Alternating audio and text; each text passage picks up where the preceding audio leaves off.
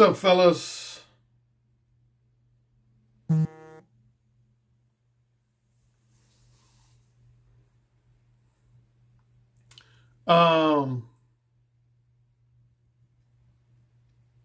Still been receiving some feedback from my video on Monday.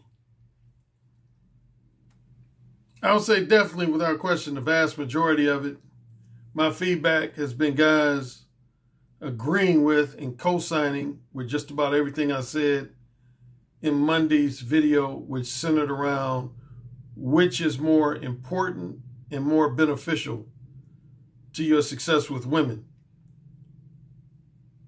The combination of your looks, your charm, your sex appeal, and your mouthpiece, verbal communication skills, i.e. your mouthpiece, or your level of career success, financial success, status, social status, material possessions, that type of thing.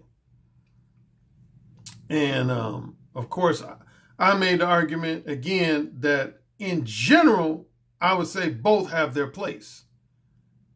But if I had to choose between the two, if I had to give a lean towards one over the other, I would definitely say the combination of your looks, your level of confidence, your level of masculinity, your level of persuasive charm and charisma, your overall level of sex appeal, and probably most importantly, your mouthpiece.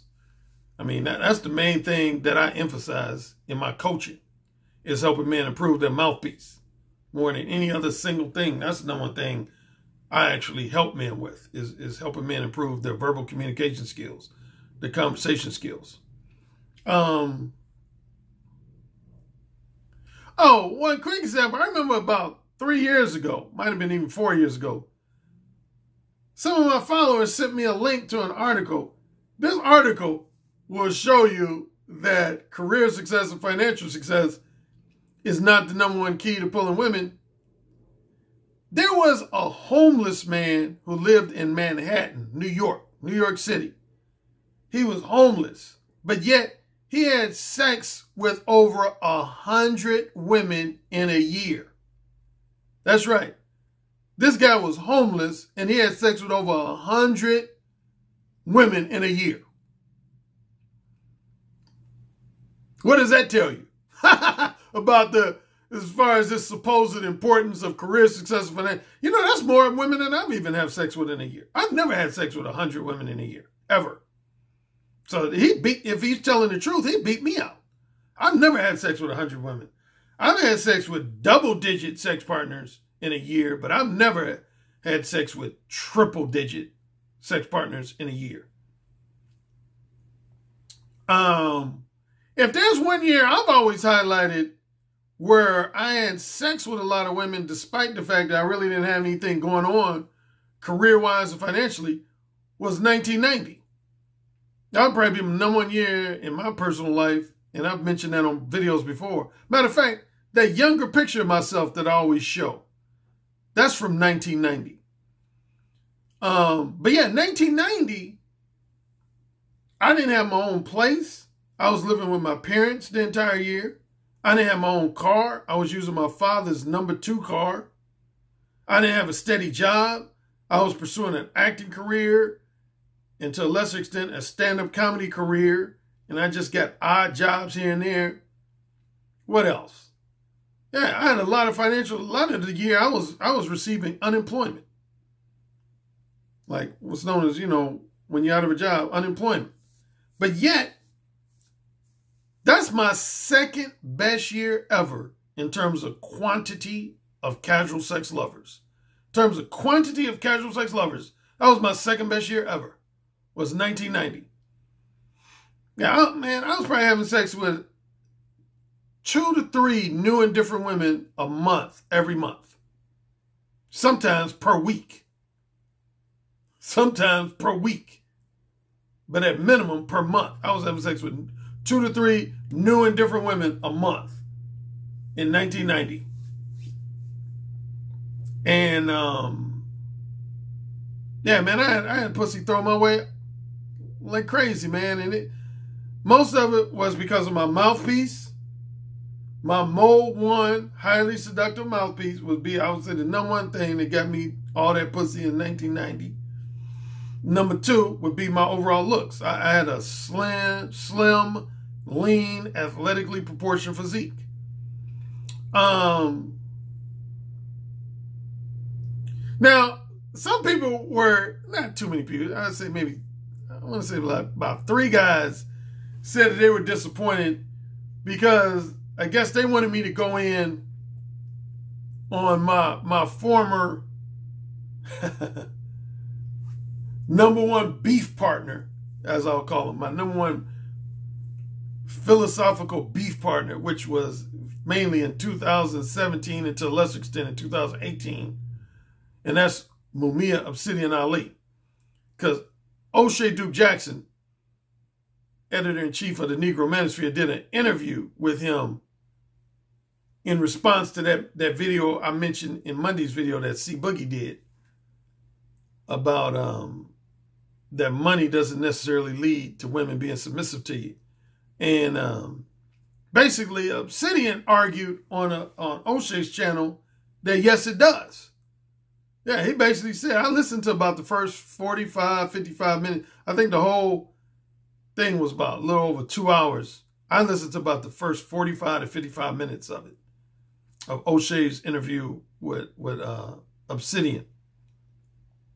And yeah, Obsidian did say, he said he did believe that having money helps you improve your success with women, and more specifically, it provokes and motivates more women to behave in a deferential and submissive manner towards you. Well, here's my thing. Since people wanted me to target something Obsidian said, here's my thing with Obsidian. If he really believes that, then he's guilty of engaging in a blatant contradiction. How so? Because if anybody's familiar with Mumia Obsidian Ali, his main platform centers around the emphasis on black female fuckery. That's his main thing. Black female fuckery. Okay? In other words, he believes a lot of women, and particularly a lot of black women, exhibit behavior that's defiant, disobedient, and in many respects, disrespectful and verbally abusive. Defiant, disobedient, and in many respects, just flat out disrespectful and verbally abusive. Okay, let's say that's true. Let's say that over 50% of black women in society exhibit behavior that is defiant to some degree, disobedient to some degree, and just flat out disrespectful and verbally abusive to some degree. But you're going to turn around and say that career success and financial success is the key, number 1 key to getting women to fall in line with your program? That's a contradiction. And you know how I am about contradictions. Like, I did a whole video in late December of last year about 5 blatant contradictions that the dating coach Alpha Male Strategies had expressed. I have a keen ear for contradictions. That's a contradiction, man. Because if you're saying in one breath that having a high degree of career success and financial success is the number 1 thing that makes women fall in line with your program and makes women behave in a submissive, a feminine, deferential, and submissive manner, but then you're arguing that over 50% of black women are full of fuckery, that's a contradiction, man. That's not possible. One of the two got to be invalid. You can't have both of those valid. One of those two would have to be invalid. If you firmly believe that when you have money, a high degree of career success and financial success, women are going to fall in line with your program, then that would mean that you don't experience any fuckery from women because of your level of career success and financial success. That would mean you don't experience any fuckery from women. So why would anybody on YouTube be complaining about women's fuckery if they're making a decent living? If they have an above average degree of career success and financial success, why would they even be remotely whining and complaining about women, and particularly black women. Why? If money and career success and financial success is the number one key to getting women to fall in line with your program.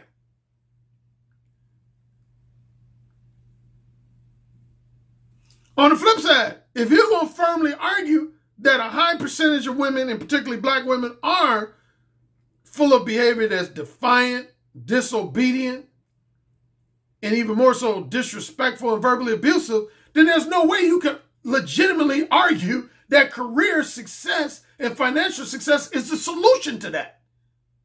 There's no way, because the only way you could would be if the only men who are whining and complaining about women in general, and particularly black women, are men who are broke and unemployed. Are men who have a less than average degree of career success, and men who have a less than average degree of financial success. And we all know that ain't the truth. Like I just told you about. In 1990, I had a less than average degree of career success. I had a less than average degree of financial success. And I was on cloud nine when it came to hooking up with women, particularly for casual sex. I was on cloud nine.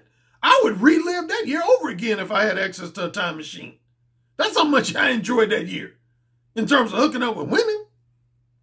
And there's been a few other years where I had a less than average degree of career success, a less than average degree of financial success, but in terms of connecting with women, particularly for short-term, non-monogamous casual sex, I was having the time of my fucking life.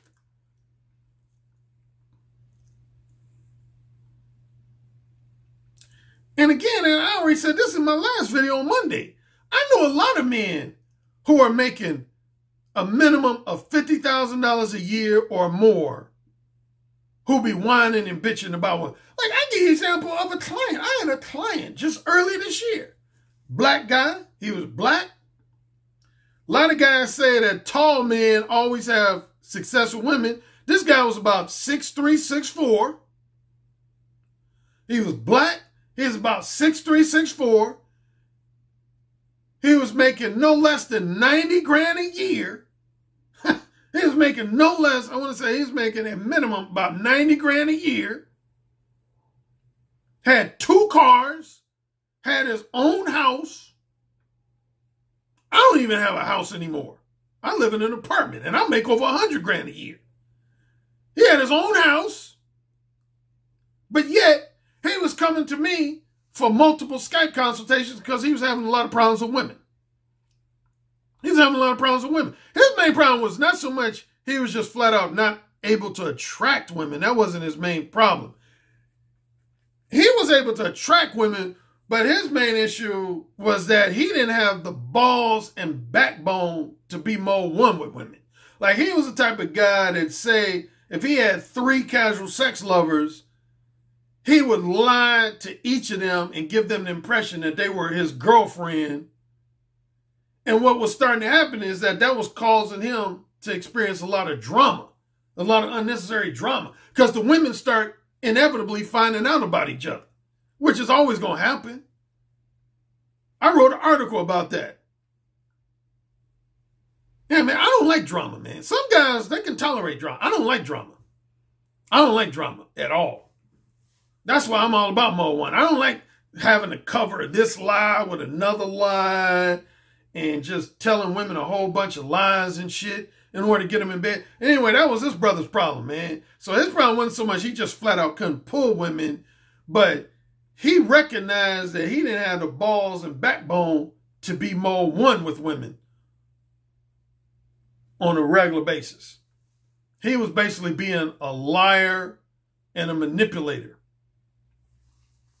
But the bottom line is he still was having problems with women. And he was financially self-sufficient. Again, man, he owned 2 cars. One of his 2 cars was really nice. Had his own house. I saw parts of his house. Really nice, funky crib. He lived on the East Coast. I forget what city he lived in. He was from the East Coast. And, yeah, he's making about 90 grand, 90, 95 grand a year. And he still had issues with women. So, the second thing he was dealing with a lot of manipulative time wasters, which is what's going to happen when you're not Mo One.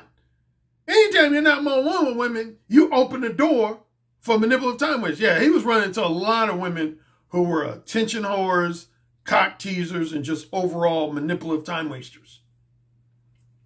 So that was a secondary issue. So anyway. Yeah, but going back to Obsidian for a second, yeah, man, that's a contradiction, man. You can't say that having a high degree of career success and financial success is the key to being successful with women and the key to getting women to behave towards you in a very feminine, deferential, and submissive manner, but then turn around and say that over 50% of black women are defiant, disobedient, disrespectful, and verbally abusive. Again, that's not just a contradiction, that's a blatant contradiction. That's a blatant contradiction. That's a blatant contradiction. That would be like him saying, if you're making a minimum of 50 grand a year, or 60 grand a year, or 75 grand a year, or 90 grand a year, or 100 grand a year, or more, then you ain't gonna never, ever have any problems with women being defiant, disobedient, disrespectful, and or verbally abusive. And we all know that's not the truth. Again, man, I know millionaires. Literally, I know guys who are millionaires that be whining and complaining about women. There are guys who are millionaires that be whining and complaining about women.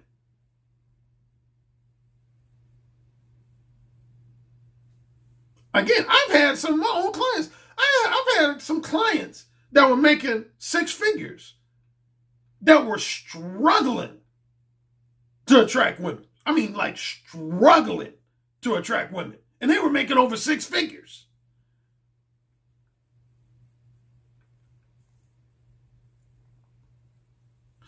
Another, if I had to pick on me, Obsidian Ali, I can tell you another contradiction he had.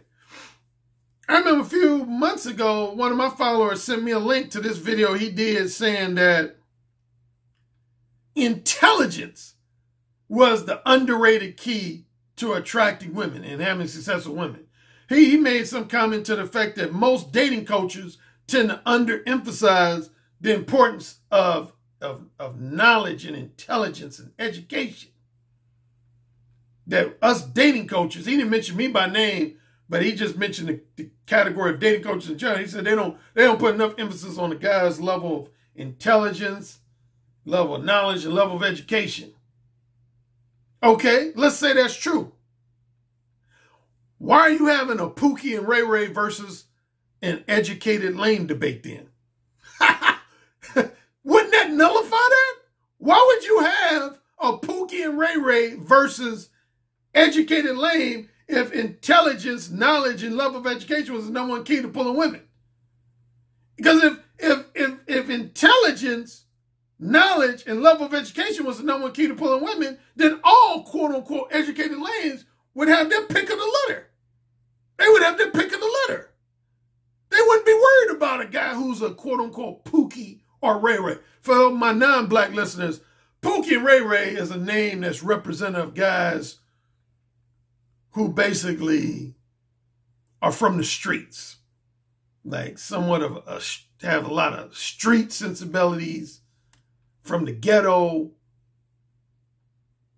kind of thuggish or semi-thuggish, not the most intelligent or the most articulate. You know, might have been a former gangbanger or former criminal type. That's a Pookie and Ray Ray. Yeah, just somebody just from the streets type person. And yeah, then in the black side of YouTube, there's been this ongoing debate, mainly perpetuated by Mumia Obsidian Ali, as well as a few others. I first heard about it from a guy named Alex, a.k.a. Don Calypso, when I used to do my blog talk radio show. He used to always talk about Pookie and Ray Ray versus the educated lames. Matter of fact, I would argue that Don Calypso talked about it first before I even knew who Obsidian was. I used to hear Don Calypso talking about that. So anyway, that's another contradiction, man. You can't say that intelligence, knowledge, and love of education is a quality that leads to you attracting a high quality of women and or a high quantity of women, but then turn around and perpetuate a Pookie and Ray Ray versus educated lane debate. That's not a contradiction. That's a blatant contradiction. That's a blatant contradiction. Blatant. So for those who wanted me to comment on Obsidian, there you go. There you go. Now, along with that, along the same lines, I had a few guys, at least 2 or 3 guys, and this is a criticism I mainly got from women. You know, I haven't had that many female haters and critics in my career, but definitely, if nowhere else, when I used to post on AskMan.com, I had quite a few female critics. And probably, arguably, the number one criticism used to be, Alan, it seems like your book, Mode 1, is all about sex. Seems like your book, Mode 1, is all about sex. And even more specifically, they would say, Alan, it seems like your book is all about casual sex. It's all about the pursuit of short-term, non-monogamous casual sex, such as one-night stands, weekend flings, and other variations of short-term, non-monogamous casual sex. And after Monday's video, I had, again, not too many people, but I want to say about 2 or 3 guys. They said, Alan, I like you. You know, the typical, usually disclaimer. Alan, I like you. I own a couple of your books. You know, I like a lot of your videos. But they went on to say something to the effect of, Alan, if I have one criticism of you, man, like, I know one guy specifically, he compared me, of all people, to the dating coach Alpha Male Strategies. I had one guy write me, he said, Alan, he said, I listen to you, but I probably more so follow Alpha Male Strategies. And he said, there's things I like about both of you guys. But he said, if there's one thing I like better about Alpha Male Strategies than you, he said, you seem to only focus on women and the pursuit of sex. Women and the pursuit of sex. Whereas Alpha Male Strategies, he emphasizes getting your career right, getting your money right, getting your body right, and just generally focusing on your purpose. Focusing on your purpose is what Alpha Male Strategies calls that.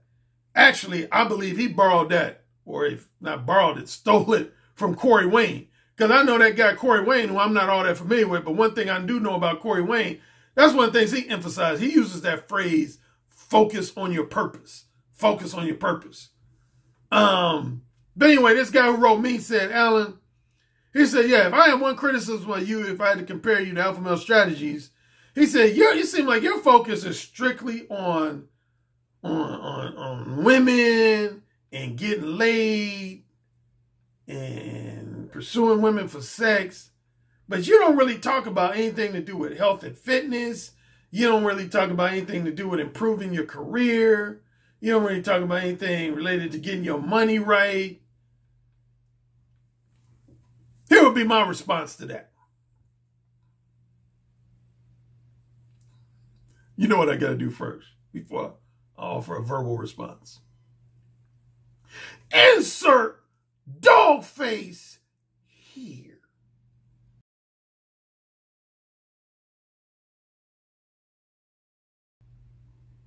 Now, what this gives me the opportunity, that comment and criticism by that guy gives me the opportunity to once again offer clarifications on different. See, a lot of people tend to throw people who are self-improvement gurus kind of in the same bowl, and they use a lot of terms interchangeably. But there's a lot of things that are not the same. And for most people, I shouldn't have to point this out, but I find myself having to point out. I'll give you a few examples. There's a difference between a dating coach and a relationship coach. Like, a lot of people use those two terms interchangeably, but they're actually different. What's the difference? A dating coach is someone whose advice centers around helping you find a new and different either long-term romantic companion and or a new and different short-term casual sex lover. That's what a dating coach helps you do. They help you find a new companion. Whereas a relationship coach is someone who gives you advice on maintaining the interests of a companion that you already have. A wife you already have, a fiance you already have, a long-term girlfriend you already have, or a long-term fuck buddy you already have. That's a relationship coach. Relationship coach, they give you, their advice centers on helping you maintain the interests of a companion you already have. A dating coach gives you advice on helping you find a new and different companion. Another similar distinction is a dating coach versus PUA. I know a lot of guys in the manosphere use those two terms interchangeably. They're not exactly the same. They're similar, but they're not exactly the same. The biggest difference is a pickup artist, like there's basically 4 types of sexual companionship you can have with a woman. I've pointed this out multiple times before, and it's in my books, which would be long-term monogamous, long-term non-monogamous, otherwise known as polyamory or an open relationship, short-term monogamous, otherwise known as serial monogamy, and short-term non-monogamous, which is generally known as casual sex. A pickup artist made 90 to 99% of the emphasis of a pickup artist is on short-term non-monogamous sex. Is on short-term non-monogamous sex. That's what a pickup artist emphasizes. Short-term non-monogamous sex. They don't emphasize long-term monogamous sex. They don't really emphasize long-term non-monogamous sex. If a person mainly emphasizes, see, like long-term monogamous sex, if that was your primary or exclusive emphasis, that would put you in the category of a relationship coach. Long-term non-monogamous sex, that would put you in the category of a polyamory advisor, which actually that's one of my roles. I am actually, next to being just a men's dating coach, I am a BDSM and polyamory consultant and advisor. And that's where long-term non-monogamous sexual companionship comes in. Short-term monogamous sex, that could fall under the realm of a pickup artist too. Short-term monogamous sex. I've known some pickup artists to emphasize that. But the main thing among pickup artists is the pursuit of short-term non-monogamous sex. A dating coach is a person who emphasizes all of those together. All of those. Long-term monogamous, long-term non-monogamous, short-term monogamous, and short-term non-monogamous. And then finally, related more so to that particular guy who gave me that feedback comparing me to alpha male strategies, there's a difference between a dating coach and a life coach. A life coach. A life coach is a self-improvement guru that emphasizes multiple aspects of a person's life. In the case of a man, multiple aspects of a man's life. That's a life coach. For example, if I was to put equal emphasis on your personal and social life, your health and fitness and nutrition, your career success, your level of education, your financial management and financial success, your relationship with your family members, and relationship with just people in the community. See, I would fall in the category of what's known as a life coach. A life coach is someone who covers multiple aspects of your life. They don't focus on just one area. Like if you focus just on career success, that of course would be a career advisor, a career consultant. If you focus just on financial management and financial success, that would be a financial advisor, financial consultant. You focus just on health and fitness, of course, that would be a health and fitness trainer. Health and fitness trainer. Similar, along with a health and fitness trainer, if you focus strictly on eating habits, that would be a nutritionist, a personal nutritionist.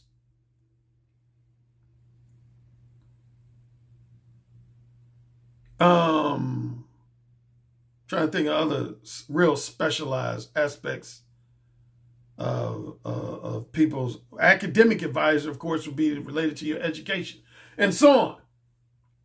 I am a dating coach.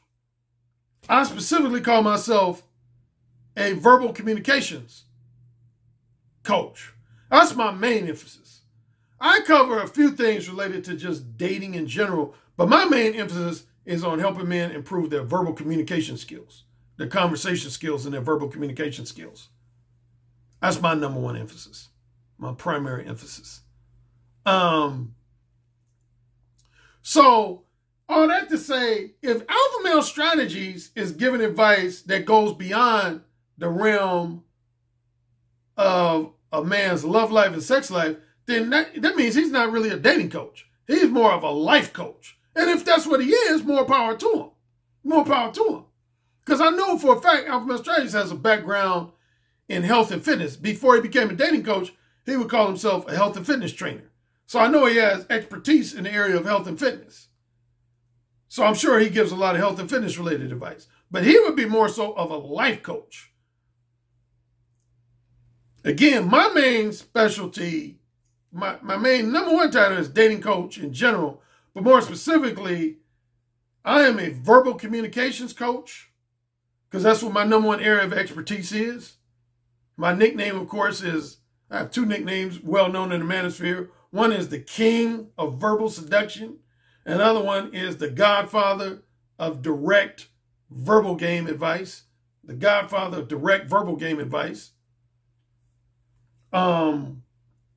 Secondly, as I already mentioned, I'm also a BDSM and polyamory consultant for men, women, and couples. I'm a BDSM and polyamory consultant. What else? So yeah, man, I mean, you know, why would I talk about stuff to do with improving guys' career success? Although I've touched on that occasionally. I wouldn't say I've never, ever talked about that. I've touched on that occasionally, but not much because that's not my main title. I'm not a career advisor. I'm not a financial management advisor or financial success consultant. I'm not a health and fitness trainer, although I've touched on health and fitness issues quite a bit in my videos. But I never marketed myself as any type of health and fitness advisor or personal nutritionist. Again, my main area is verbal communication skills. Here's why I disagree with this guy, though. He said something to the effect of, Alan, it seemed like all you do is concentrate on the pursuit of sex. And that's false. And I pointed this out a number of times before. That's false. That lets me know either A, you don't own my books, or B, if you own one of my books, you haven't read them thoroughly. Because quite frankly, probably at least 3 of my 4 major books are not even directly about sex. Like you take Mo 1. Mo 1 is really not about sex. That's probably the biggest misinterpretation of my book, Mo 1. A lot of people, when Mo 1 first came out, they tended to brand it as a get laid quick book or a seduction book or just a dating and relationships book. I would say it's none of those, really. Technically, it's none of, indirectly, it falls on it's related to all those things. But technically, Mo 1 is not neither one of those. The main thing Mo 1 is about is helping men improve their verbal communication skills with women. Matter of fact, I've showed you this before, at least one video before. You know what this is? This is a I'll show you the copyright. This is a 1997 version of Mo 1. You see the copyright? 1997? This is a 1997 copy of Mo 1. Okay? You got that? Now, I'm about to show you something that proves that Mo 1 is not solely and specifically about, because I said back in 1997. But yeah, this is my 1997 version of Mo 1. Okay, see this part that says the primary objective of Mo 1? What does it say? What does it say? I'm going to read it.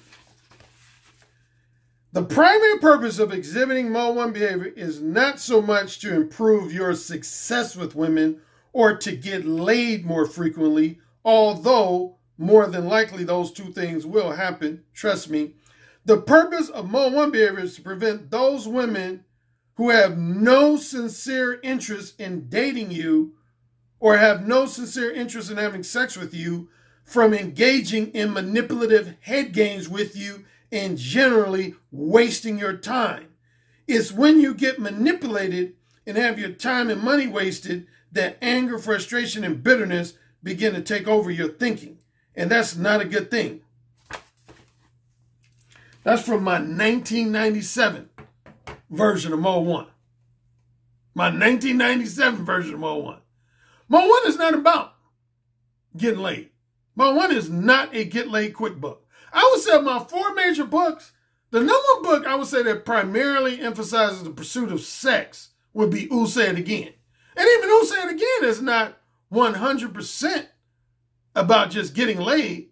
Part of Ooh, Say It Again, one of the things I discuss in Ooh, Say It Again is the negative effects of Dr. Sigmund Freud's concept of the Madonna horror complex on men's behavior.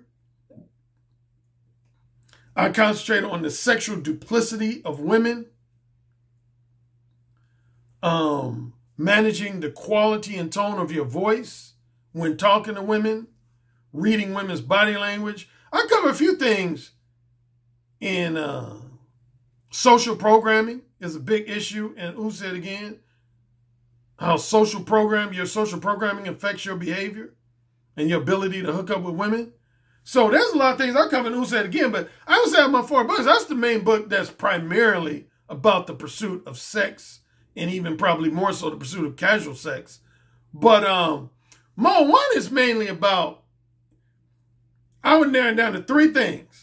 Number 1 objective of Mode 1 is to discourage men from being liars with women, misleading manipulators with women, and just generally verbal cowards with women. In other words, to avoid Mode 3 behavior.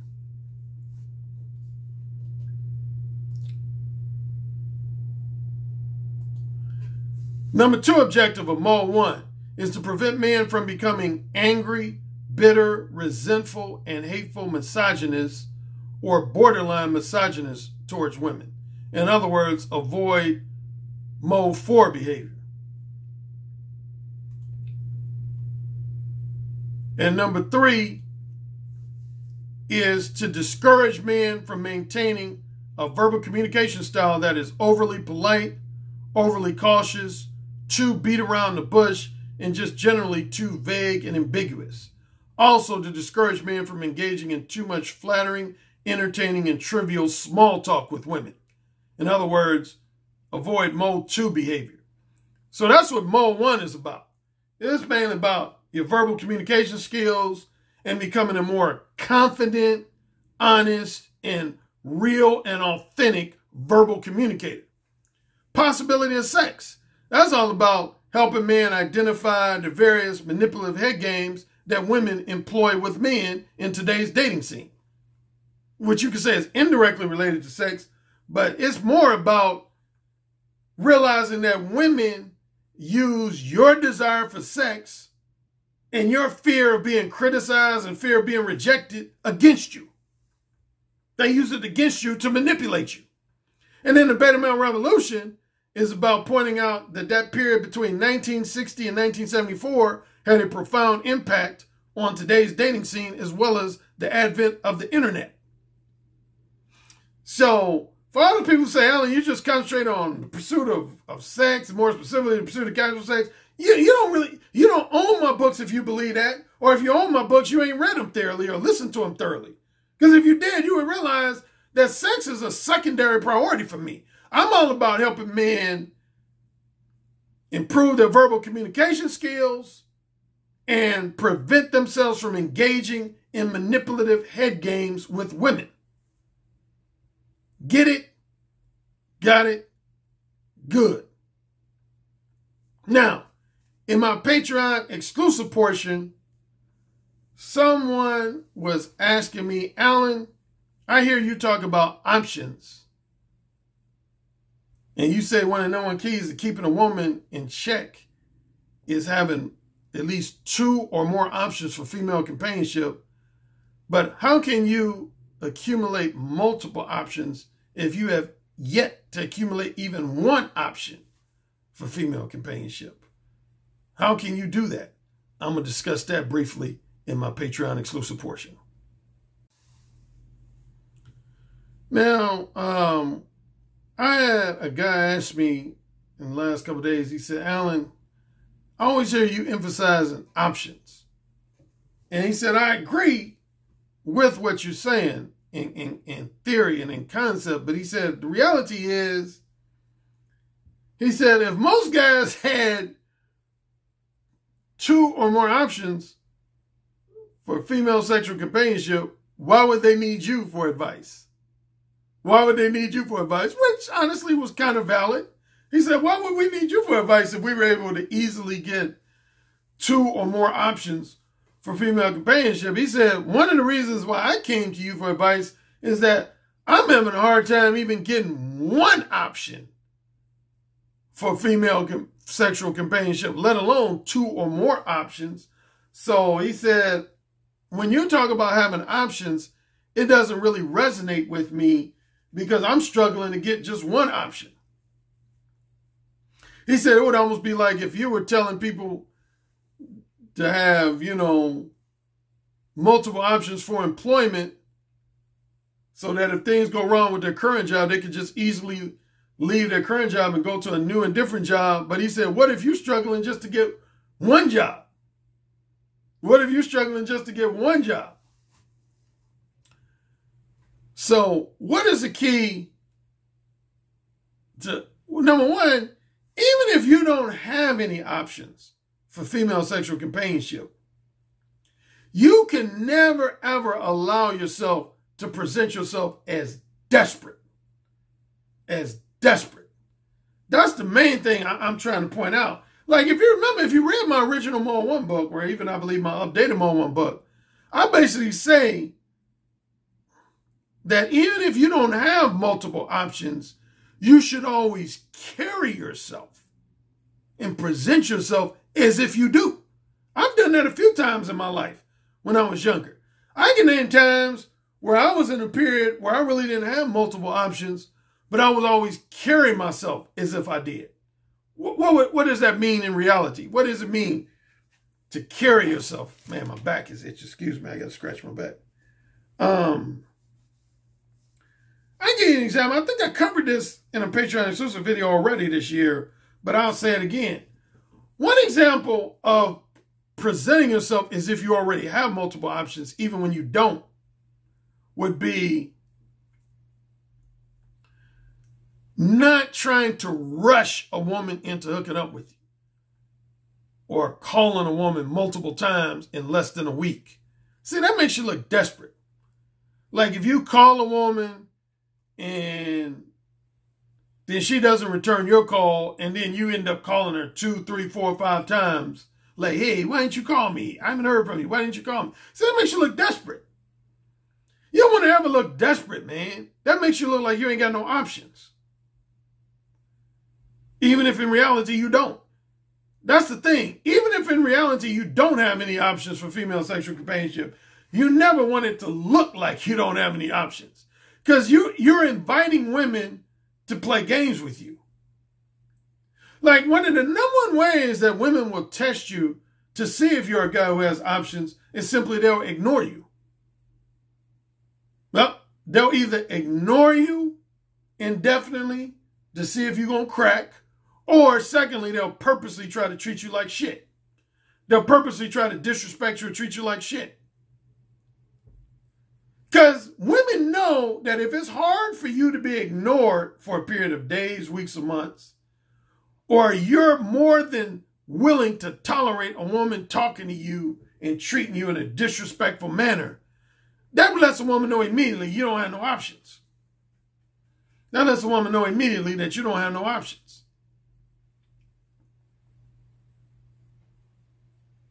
So, so even if you don't have any options, you never want to present yourself as being like desperate. But,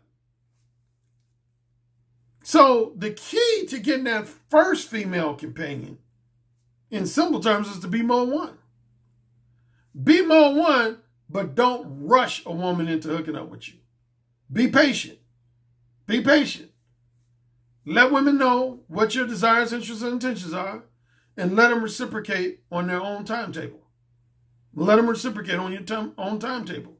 And then when you get one female sexual companion, then it's going to be easy for you to let other women know, I already got one. I already got one. You know, once you get one, getting the second one is going to be fairly easy. And definitely once you get 2, getting a 3rd, 4th, 5th, 6th, 7th, 8th one is going to be even that much more easy. At least in my experience has been. So getting that first one is going to be your most challenging. Getting that second one is going to be a little bit more challenging. But once you got at least 2 regular or semi-regular sex partners, getting your 3rd, 4th, 5th, 6th, and beyond is going to be fairly easy. Yeah, but that first one, man, you can't be impatient or desperate. You cannot be impatient or desperate. You got to almost pretend like you already got at least one other female option for female sexual companionship. Get it? Got it? Good. If you need more further clarification, ask me through email. If you're eligible for email consultations, I'll help you. Or if you're eligible for Skype and telephone consultations, I'll help you out. All right, my friends. Take care.